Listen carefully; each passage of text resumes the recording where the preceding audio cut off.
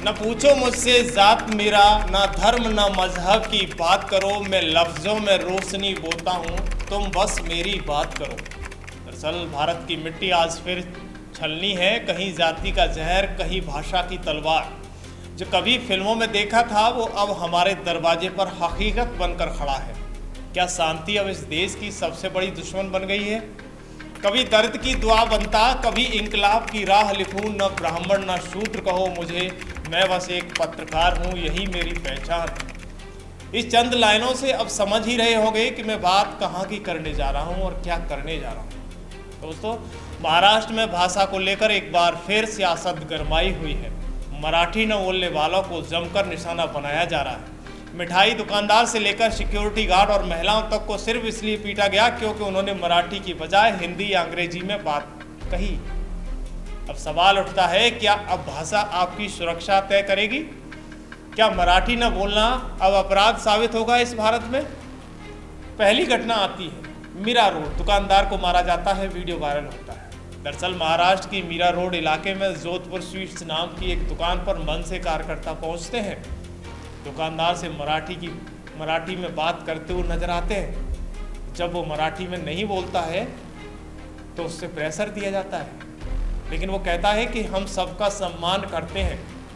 तो उस जवाब में उसे मिलते हैं थप्पड़ और थप्पड़ों का झमेला। जी हाँ, वीडियो वायरल होने के बाद व्यापार संघ ने खुलकर विरोध किया और कहा कि क्या अब दुकानों में भी कौन सी भाषा बोली जाएगी ये मंच से तय करेगी या सरकार तय करेगी? सरकार कहाँ सोई हुई है? वैसे आपने कहावत तो सुनी होगी, मंदिर की घंटी भी मैं हूँ, अजान की सादगी भी मैं हूँ, मैं गुरबानी की तान भी हूँ, ईशा की बंदगी भी हूँ। लेकिन महाराष्ट्र में सरकार कटघरे में खड़ी है दोस्त, क्योंकि भाषा के नाम पर गुंडागर्दी हो रही है। आप साइलेंट मोड पर हो, आखिर क्यों? दूसरी घटना आती है थाने में महिलाओं पर हमला, एक्सक्यूज मी कहना पड़ा भारी।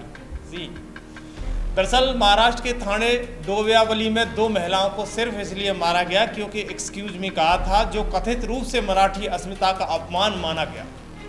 एक महिला की गोद में बच्चा था। सवाल ये कि अगर यही कानून है तो फिर इंसानियत किसे कहते हैं?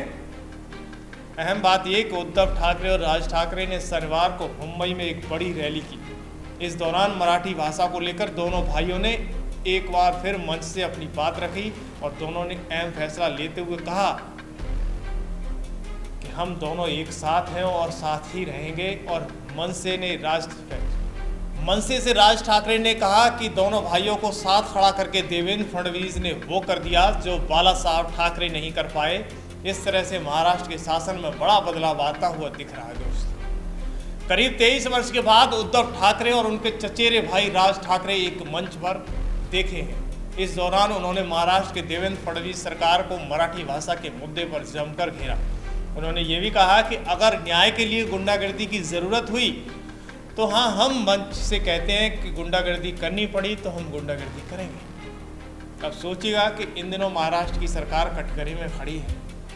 सवाल बन रहा है। तीसरी घटना आती है मॉल में गार्ड को मारा जाता है, धमकी दी जाती है। दरअसल मुंबई के पवई में डी मार्ट मॉल का एक सिक्योरिटी गार्ड भी हिंसा का शिकार बनता है। आरोप है कि उसको मराठी नहीं आती थी, कहा गया, लेकिन सीखी नहीं और मानसिक कार्यकर्ताओं ने उसे पीट दिया।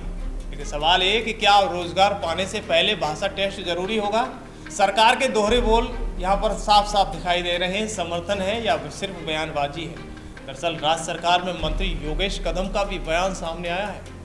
महाराष्ट्र में मराठी बोलनी ही होगी और ये ज़रूरी भी है। हालांकि थप्पड़ के वीडियो पर उन्होंने कहा है कि हिंसा ठीक नहीं है, लेकिन अपमान भी बर्दाश्त नहीं है। यानी साफ है, बातचीत नहीं, दबाव चलेगा। यानी मुख्यमंत्री फडणवीस ने अभी तक इन घटनाओं पर सीधी टिप्पणी नहीं की है। वहीं डिप्टी सीएम अजीत पवार ने कहा है कि मराठी तो बोलना ही होगा। सोचिएगा, एक राज्य का डिप्टी सीएम इस तरह से कहेगा तो कैसे हंगामा नहीं होगा। सवाल ये है कि क्या ये बयान हमलावरों को खुली छूट नहीं देते हैं? क्योंकि 3 भाषा नीति पर भी यूटर्न विरोध में सरकार पीछे हटी।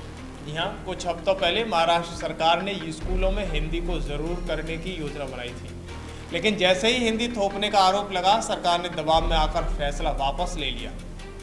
तो क्या सरकार को लगता है कि हिंदी ज़रूरी है, वहीं हिंदी आम जनता के मुंह से निकले तो अपमान बन जाती है महाराष्ट्र के लिए? दरअसल मनसे की मराठी अस्मिता या चुनावी स्क्रिप्ट। राज ठाकरे की पार्टी मनसे 2008 में भाषा के चलते ही हिंसा को लेकर सुर्खियों में आई थी। अब फिर वही शैली, वीडियो, हिंसा और दबाव दोहराया जा रहा है। दरअसल राजनीतिक विश्लेषक पूछ रहे हैं, क्या यूपी बिहार के चुनाव को देखते हुए हिंदी भाषियों को गुस्सा में उकसाया जा रहा है? क्या महाराष्ट्र की ज़मीन को प्रयोगशाला बनाया जा रहा है? सवाल सरकार से है, क्या अब महाराष्ट्र में हिंदी बोलने पर पीटा जाएगा? अगर भाषा की आज़ादी है तो हिंदी बोलने वालों को क्यों मारा जा रहा है? मनसे जैसे संगठनों पर कार्रवाई क्यों नहीं हो रही? क्या बीजेपी सरकार मराठी वोट बैंक के दबाव में मौन है? क्या मराठी अस्मिता के नाम पर कानून हाथ में लेना जायज़ है? सवाल ये भी है कि क्या अजय देवगन, सलमान खान, शाहरुख खान या अन्य बॉलीवुड कभी पूछा गया कि हिंदी क्यों बोलते हो महाराष्ट्र में रहकर? दम है तो पूछ के दिखाओ ना। एमएनएस के कार्यकर्ताओं से ये गरीब ठेले ढकेले वालों को, दुकानदारों को ही पीटा जाएगा? कभी किसी बॉलीवुड से हाथ लगा के दिखाओ ना। आप तो बड़ी पार्टी के कार्यकर्ता हो ना। देखिएगा, एक देश एक संविधान की बात करने वाली सरकार क्या एक देश की एक भाषा के नाम पर भाषा की आज़ादी का गला घोंट रही है? आज हिंदी बोलने वालों पर हमला हो रहा है, कल कन्नड़, तमिल, बंगाली या गुजराती बोलने वालों की बारी होगी। दोस्त, क्या हम एक भाषा के लिए दूसरी भाषा को कुचल देंगे? अगर हाँ ऐसा है तो वो दिन दूर नहीं जब पूर्व प्रधानमंत्री अटल बिहारी वाजपेयी की एक पुरानी रचना याद आएगी। उनके शब्द आपके जहन में जगह कर जाएंगे। उन्होंने कभी कहा था कि भारत ज़मीन का टुकड़ा नहीं, जीता जागता राष्ट्र पुरुष है। ये चंदन की भूमि है, ये अभिनंदन की भूमि है, ये तर्पण की भूमि है, ये अर्पण की भूमि है।